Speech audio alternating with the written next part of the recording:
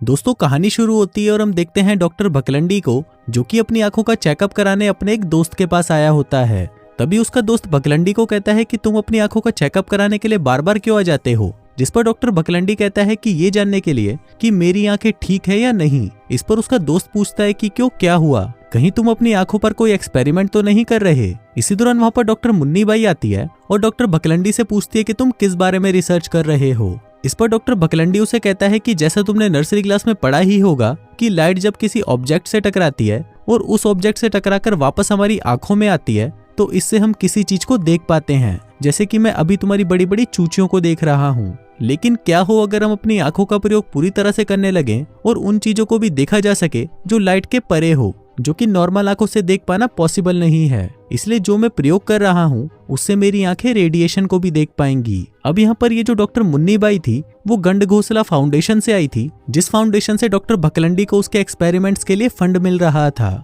और वो यहाँ पर ये चेक करने आई थी कि उसकी ये रिसर्च उसके फाउंडेशन के लिए ठीक है भी या नहीं। इसके बाद डॉक्टर भकलंडी उसे अपने रिसर्च का एक नमूना दिखाता है। वो वहाँ पर एक बंदर को पकड़ता है और खुद से बनाया हुआ एक केमिकल उसकी आंख में डालता है, जिसके बाद उस दवाई की वजह से उस बंदर की आंखें काफी तेज हो जाती हैं। इसके बाद उस बंदर को पिंजरे में डाला जाता है और वहाँ पर 3 बल्ब लगे होते हैं और इस बंदर को जिस कलर का बोर्ड दिखाया जाता है वो उसी कलर के बल्ब के बटन को दबाता है। फिर डॉक्टर भकलंडी उस कलर बोर्ड के आगे एक शीट रख देता है, लेकिन तभी वो देखते हैं कि उस बंदर की आंखें उस शीट के भी आर पार देख लेती है, जिसका मतलब ये था कि अब उस बंदर के पास एक्सरे विजन आ गया था। और ये सारा कमाल डॉक्टर भकलंडी की रिसर्च की वजह से हुआ था। अब ये देखकर डॉक्टर मुन्नी बाई काफी खुश हो जाती है और वो डॉक्टर भकलंडी से पूछती है कि इस बंदर को कुछ होगा तो नहीं ना। जिस पर डॉक्टर भकलंडी कहता है कि नहीं, इस बंदर के सारे आई टिश्यू बिल्कुल सही हैं। लेकिन तभी हम देखते हैं कि उस बंदर को दिल का दौरा पड़ता है और वो मर जाता है। लेकिन फिर भी डॉक्टर मुन्नी बाई डॉक्टर भकलंडी के इस एक्सपेरिमेंट से बहुत खुश होती है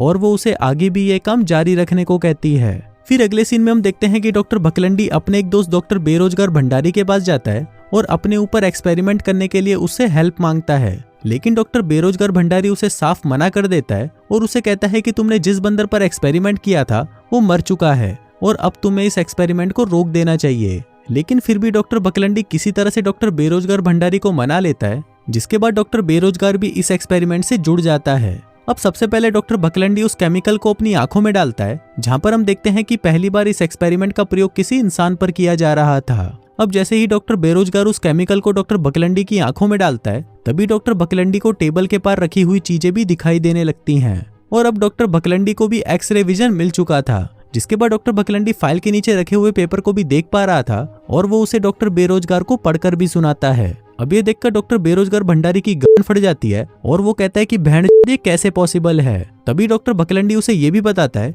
कि तुम्हारी कोट की अंदर वाली शर्ट में भी एक पेन है, क्योंकि डॉक्टर भकलंडी उसे साफ साफ देख पा रहा था। अब इसके बाद डॉक्टर भकलंडी और भी केमिकल की बूंदी अपनी आंखों में डालता है, जिसके बाद डॉक्टर भकलंडी को अलग अलग तरह की रेडिएशन दिखाई देने लगती हैं। लेकिन ऐसा करना उसके लिए ठीक नहीं होता और वो बेहोश हो जाता है। अब इसके बाद एक्सपेरिमेंट के दौरान रिकॉर्ड हुई बातें बोर्ड मेंबर सुनते हैं, जहां पर डॉक्टर मुन्नी बाई भी बैठी होती है। फिर रिकॉर्डिंग सुनने के बाद बोर्ड मेंबर डिसाइड करते हैं कि डॉक्टर भकलंडी का एक्सपेरिमेंट ठीक से नहीं हुआ, इसलिए डॉक्टर भकलंडी को दिए जाने वाले फंड्स को रोक दिया जाएगा।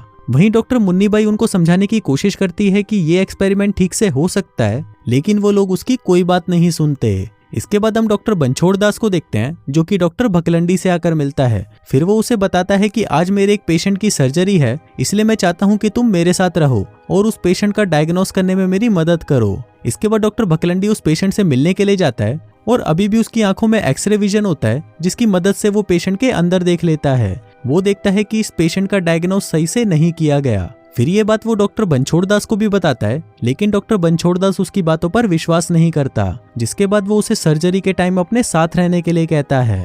इसके बाद डॉक्टर भकलंडी डॉक्टर मुन्नी बाई से मिलता है, जहां पर मुन्नी बाई उससे एक पार्टी में चलने के लिए पूछती है। अब वो दोनों पार्टी में आ जाते हैं, जहां पर दारू पीने के बाद डॉक्टर भकलंडी का एक्सरे विजन और भी ज्यादा बढ़ जाता है, जिस वजह से डॉक्टर भकलंडी पार्टी में आए सभी लोगों को बिना कपड़ों के देख पा रहा था। अभी देखकर डॉक्टर भकलंडी बहुत ज्यादा खुश हो जाता है और इस चीज के मजे लेने लगता है। इसके बाद वो डॉक्टर मुन्नी बाई को भी बिना कपड़ों के देखता है और उसे कहता है कि आपकी चूचियां तो सच में बहुत बड़ी बड़ी हैं, जिसको सुनकर डॉक्टर मुन्नी बाई को शर्म आ जाती है और वो समझ जाती है कि ये हरामी उसके कपड़ों के अंदर भी देख पा रहा है। फिर कुछ देर बाद शाम हो जाती है और डॉक्टर भकलंडी को याद आता है कि उसे सर्जरी के लिए हॉस्पिटल जाना था, जिसके बाद वो अपनी आंखों में वही केमिकल लगाकर चला जाता है।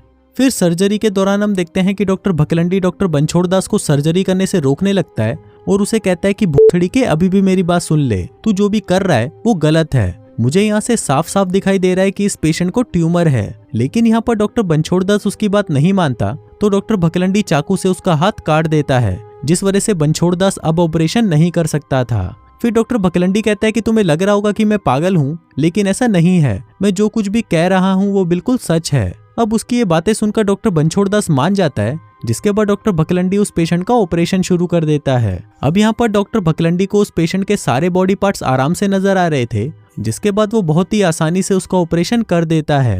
फिर ऑपरेशन होने के बाद डॉक्टर बनछोड़ दास डॉक्टर भकलंडी से कहता है कि तुम्हें ऐसा नहीं करना चाहिए था, क्योंकि ऐसा करने से तुम्हें डॉक्टर की प्रैक्टिस छोड़नी भी पड़ सकती है। वहीं डॉक्टर मुन्नीबाई भी उसे प्यार से समझाती है कि तुम्हें ऐसा नहीं करना चाहिए, भूखड़ी के नौकरी चली जाएगी तेरी। इसके बाद हम डॉक्टर बेरोजगार भंडारी को देखते हैं, जो कि डॉक्टर भकलंडी को समझा रहा होता है कि अब तुम्हें इसका इलाज ढूंढ लेना चाहिए, क्योंकि डॉक्टर भकलंडी अब अपने आपे से बाहर जा रहा था और उसे अब हर चीज एक्सरे विजन में ही नजर आ रही थी। फिर डॉक्टर बेरोजगार उसे कहता है कि तुम जो भी कर रहे हो वो सब तुम्हारे दिमाग से कनेक्ट हो रहा है, इसलिए तुम्हें अब अपनी भी फिक्र करनी चाहिए। लेकिन इस पर डॉक्टर भकलंडी कहता है कि नहीं यार, मैं नहीं चाहता कि इस दवाई का कोई एंटीडोट ढूंढा जाए, क्योंकि इस वक्त मैं वो देख पा रहा हूँ जो इंसानी आंखें कभी नहीं देख सकती। यहाँ पर डॉक्टर बेरोजगार उसे कहता है कि तुम मेरी बात समझो, मैं नहीं चाहता कि इस केमिकल का तुम पर कोई बुरा असर पड़े, इसलिए मैं तुम पर यह एंटीडोट लगाने जा रहा हूँ। लेकिन अब डॉक्टर भकलंडी दिमाग से पूरी तरह बावली कांड हो चुका था, इसलिए वो ऐसा करने से मना कर देता है, जिस दौरान उन दोनों में लड़ाई हो जाती है और डॉक्टर बेरोजगार भंडारी खिड़की से नीचे गिरकर मर जाता है। अब ये देखकर डॉक्टर भकलंडी को बहुत बुरा लगता है, जिस पर डॉक्टर मुन्नीबाई उसे समझाती है कि तुमने ये जानबूझकर नहीं किया, लेकिन पुलिस इस बात को नहीं मानेगी,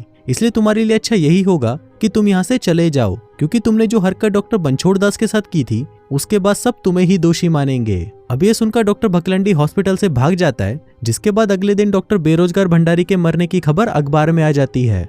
वहीं डॉक्टर भकलंडी छुपते छुपाते एक मेले में पहुंच जाता है, जहां पर अब वो लोगों को जादू दिखाने लगता है। वो वहां पर लोगों के लिखे हुए लेटर्स को पढ़ता है, जबकि उसकी आंखों पर पट्टी बंधी हुई होती है। अब ये जादू दिखाकर डॉक्टर भकलंडी और उसके साथ काम कर रहे लोगों को काफी फायदा होता है और वो लोग काफी पैसा कमा लेते हैं। साथ ही हम देखते हैं कि डॉक्टर भकलंडी ने यहाँ पर अपनी पहचान भी छुपाई हुई होती है और वो यहाँ पर सबको अपना नाम डॉक्टर मांगीलाल बताता है। अब डॉक्टर भकलंडी जिन लोगों के साथ काम करता था, एक दिन उसमें से एक आदमी उससे पूछता है कि तुम ये कैसे कर लेते हो, ये जादू हमें भी सिखा दो। लेकिन इस पर डॉक्टर भकलंडी उसे गालियां देकर वहां से भगा देता है। इसके बाद डॉक्टर भकलंडी अपना टेप रिकॉर्डर निकालता है और अपने एक्सपेरिमेंट और उसमें होने वाले बदलावों के बारे में बात करता है। लेकिन वही वो आदमी खिड़की से ये सब कुछ देख रहा होता है और वो सब कुछ जान जाता है। वहीं दूसरी तरफ डॉक्टर भकलंडी के साथ काम करने वाले लोग उसके बारे में बातें कर रहे होते हैं। वो कहते हैं कि डॉक्टर भकलंडी के पास सच में ऐसी शक्ति है जिससे वो चीजों के आर पार देख लेता है। लेकिन तभी वहाँ पर डॉक्टर भकलंडी पहुंच जाता है और उनको बताता है कि मैं तो सिर्फ एक आम इंसान हूँ और मेरे पास ऐसी कोई शक्तियाँ नहीं है। फिर अगले सीन में हम देखते हैं कि उसी मेले में एक बड़े से झूले से एक लड़की नीचे गिर जाती है। वो काफी ज्यादा घायल थी और बेहोश हो चुकी थी। तभी वहाँ पर डॉक्टर भकलंडी आ जाता है और अपने एक्सरे विजन से देख लेता है कि उस लड़की के पैर में फ्रैक्चर हो गया है, इसलिए वो एक लकड़ी का टुकड़ा उठाकर उसके पैरों में बांध देता है। लेकिन यहाँ पर हम देखते हैं कि उसके साथी ये समझ नहीं पा रहे थे कि इस चूतिए को पता कैसे चला कि इस लड़की के पैर की हड्डी टूट गई है। तभी वहाँ पर डॉक्टर भकलंडी के साथ काम करने वाला छोटा छतरी आता है और उसे कहता है कि मुझे पता चल चुका है कि तुम कौन हो और तुम्हारे पास जो शक्ति है वो सच में एक रहस्यमयी शक्ति है, और मैंने तुम्हारी शक्ति अभी देख ली है कि कैसे तुमने उस लड़की की टूटी हुई हड्डी को जोड़ दिया, जबकि ये करना हर किसी के बस की बात नहीं है। वो कहता है कि मैं तुम्हारी मदद से बहुत सारे पैसे कमा सकता हूँ। जिसके बाद वो उसे आइडिया देता है कि हम दोनों शहर से बाहर जाएंगे और वहाँ पर बहुत सारे लोगों को ठीक करेंगे, जिसके बाद हमारे पास बहुत सारा पैसा आ जाएगा। अब डॉक्टर भकलंडी भी इसकी बात मान जाता है, जिसके बाद वो दोनों शहर के बाहर एक जगह रेंट पर ले लेते हैं। अब डॉक्टर भकलंडी मरीजों को देखना शुरू कर देता है और वो अपने एक्सरे विजन से देखकर उन्हें बता देता है कि उन्हें क्या प्रॉब्लम है और वो कैसे ठीक होगी। अब धीरे धीरे ये यहाँ पर लोगों के लिए भगवान के समान बन चुका था और अलग अलग जगहों से बहुत सारे लोग डॉक्टर भकलंडी के पास अपनी परेशानियों को जानने के लिए आने लगे थे, जिसके बाद डॉक्टर भकलंडी का नाम बाबा बंगाली के नाम से फेमस हो जाता है। इसके बाद हम डॉक्टर मुन्नीबाई को देखते हैं, जिसे पता चल चुका था कि बाबा बंगाली ही डॉक्टर भकलंडी है। जिसके बाद जब वो उसे ढूंढते हुए उसके क्लिनिक पहुंचती है तो वो देखती है कि वहाँ पर बहुत सारे लोग अपनी परेशानियों का सॉल्यूशन पाने के लिए आए हुए थे। इसके बाद डॉक्टर मुन्नीबाई डॉक्टर भकलंडी से मिलती है, जो उसे बताता है कि मेरे साथ बहुत बुरी चीजें हो रही हैं, क्योंकि अब मुझे बहुत सारी चीजें दिखाई दे रही हैं। मैं रात को सो भी नहीं पा रहा, क्योंकि आंख बंद करने के बाद भी मुझे सब कुछ नजर आता है और अब मैं बस ठीक होना चाहता हूँ। इस पर डॉक्टर मुन्नी बाई उसे कहती है कि मैं यहाँ पर तुम्हारी हेल्प करने के लिए ही आई हूँ और तुम्हें किसी ऐसी जगह पर जाना चाहिए जहाँ पर तुम सेफ रह सको। लेकिन ये सारी बातें डॉक्टर भकलंडी का साथी छोटा छतरी सुन लेता है, जिसके बाद वो डॉक्टर भकलंडी से कहता है कि मैं तुम्हें यहाँ से कभी नहीं जाने दूंगा क्योंकि मुझे अभी और पैसे कमाने हैं, और अगर तुमने यहाँ से भागने की कोशिश की तो मैं पुलिस को बता दूंगा कि तुम डॉक्टर भकलंडी हो जिसने डॉक्टर बेरोजगार का खून किया है। अभी सुनकर डॉक्टर भकलंडी वहां से भागने लगता है, जिसके बाद छोटा छतरी सबको बता देता है कि ये कोई बाबा बंगाली नहीं बल्कि एक खून करके भागा हुआ किलर है। वहीं डॉक्टर भकलंडी और डॉक्टर मुन्नी बाई वहां से भाग जाते हैं। फिर कार में डॉक्टर भकलंडी देखता है कि उसे कुछ भी ठीक से दिखाई नहीं दे रहा था और उसे सब कुछ धुंधला दिखाई दे रहा था। अब यहाँ पर डॉक्टर भकलंडी चाहता था कि वो अपनी पावर्स को कंट्रोल कर सके। वो कहता है कि मैं जानता हूँ कि इसके लिए बहुत सारा पैसा लगेगा और ये भी जानता हूँ कि ये सारा पैसा कहाँ मिल सकता है। जिसके बाद डॉक्टर भकलंडी और मुन्नी बाई वहाँ पर लॉस वेगस के कैसीनो में जाते हैं। फिर डॉक्टर भकलंडी फिर से अपनी आंखों में वही केमिकल डालता है, जिसके बाद वो अपनी पावर्स को यूज करके वहाँ जुआ खेलकर बहुत सारे पैसे कमा लेता है। अभी देखकर वहाँ के मैनेजर को डॉक्टर भकलंडी पर शक होने लगता है, तो वो वहाँ पर एक पुलिस वाले को लेकर आता है और डॉक्टर भकलंडी से पूछता है कि तुम ऐसा क्या कर रहे हो जो तुम इतना सारा पैसा इतनी जल्दी जीत गए हो। अब डॉक्टर भकलंडी वहाँ से जाने लगता है, लेकिन तभी पुलिस से टकराकर उसका चश्मा नीचे गिर जाता है और उसकी भयानक आंखें सबको दिख जाती हैं। हम देखते हैं कि डॉक्टर भकलंडी की आंखों का कलर बदल चुका था और उन्हें वहां पर इंसानों की जगह सिर्फ कंकाल ही नजर आ रहे थे। अभी देखकर मैनेजर कहता है कि इसकी आंखों में कुछ गड़बड़ है, इसलिए हमें पुलिस को बुला लेना चाहिए। लेकिन तभी डॉक्टर भकलंडी अपने जीते हुए पैसों को वहां पर उड़ाकर वहां से भाग जाता है। अब यहाँ पर डॉक्टर भकलंडी को कुछ भी ठीक से नजर नहीं आ रहा था और वहीं पुलिस भी अब उसका पीछा कर रही थी। तभी अचानक डॉक्टर भकलंडी की कार खाई में गिर जाती है, लेकिन डॉक्टर भकलंडी की जान बच जाती है और उन्हें सिर्फ मामूली चोटें ही आती हैं। अब इसके बाद डॉक्टर भकलंडी चलते चलते एक चर्च में पहुंच जाता है, जहां पर फादर लोगों को स्पीच दे रहे होते हैं। फिर वहां पर फादर डॉक्टर भकलंडी से कहते हैं कि अगर तुमने कोई पाप किया है तो गॉड तुम्हारी रक्षा करेगा। इस पर डॉक्टर भकलंडी कहता है कि गॉड मुझे कैसे बचा सकता है, मैं तुमको बताता हूँ कि मुझे कैसा दिखाई दे रहा है। मुझे अंधेरे के पार भी एक रोशनी दिखाई दे रही है, जिसका मतलब था कि डॉक्टर भकलंडी अब पृथ्वी के केंद्र को भी देख पा रहा था। तभी वहां पर डॉक्टर मुन्नी बाई और पुलिस भी पहुंच जाती है। फिर पादरी उसे कहता है कि तुमने यहाँ पर पाप और शैतान को देखा है। मैथ्यू ने अपनी बुक में कहा है कि अगर तुमने उसको अपनी आंखों से देखा है तो तुम उसे बाहर निकाल फेंको। अब डॉक्टर भकलंडी भी ऐसा ही करता है और परेशान होकर अपनी आंखें निकाल देता है। अब इसके आगे क्या होता है वो सिर्फ इस फिल्म के डायरेक्टर को ही पता है। और इसी सस्पेंस के साथ ये कहानी यहीं खत्म हो जाती है।